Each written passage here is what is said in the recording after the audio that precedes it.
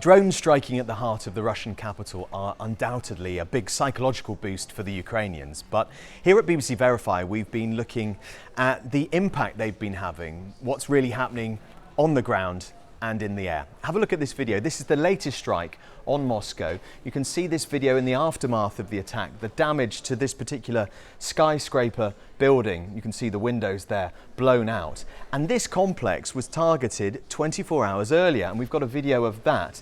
And you can see just after a few seconds quite a huge explosion here that rips through what is the business financial district in Moscow. And some people come out at this point to work out what's been going on, and they start to record on their phone the aftermath of this. If we have a look at a map, this is the place we're talking about. It's home to government buildings, also some luxury flats, restaurants, as well as other buildings. And it's not far away from the Kremlin at all, is it? This is actually about 5 kilometers away. So when the Ukrainians talk about the war coming to President Putin's doorstep, this is what they mean. This is a satellite image of the block that was struck twice in 48 hours. This is actually all the same building, and you can see it was a target for the Ukrainians.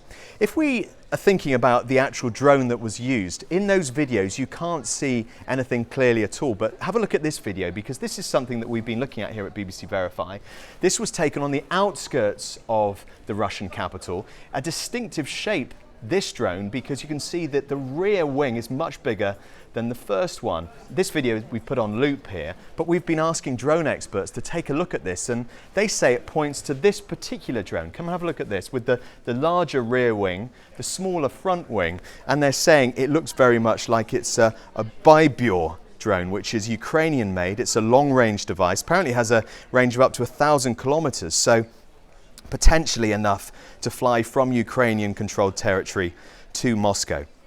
Worth pointing out, Ukraine has not said it's responsible for these attacks. We don't know where these drones were sent out from. What we have been trying to do here at BBC Verify is look at the bigger picture here, and to do that we've been looking at Russian media and all reports of suspected drone strikes so far this year. Have a look at this map. So there is a concentration around Moscow, that is clear there, but also down towards the Belarusian border as well. Also, if you look at the Kharkiv region of Ukraine, around here, just over the border, as well as other Ukrainian drone strikes reported in Russian-controlled Crimea. You can see all of those attacks there.